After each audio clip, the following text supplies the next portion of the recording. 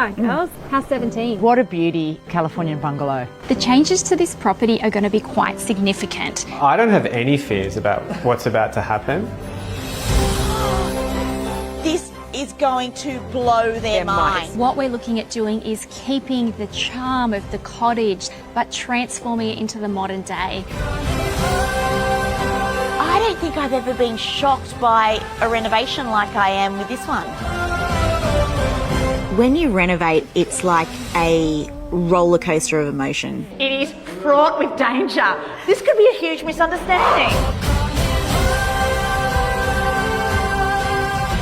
The new renovation is going to totally open up this property. The family are not going to recognise this. Do you remember what it looked like? I do. It's a bit nerve-wracking for me. All we have to go off is their track record. And I feel like their track record on all their past houses have been amazing. Oh my gosh! Actually just taking a moment to try and absorb what we were looking at.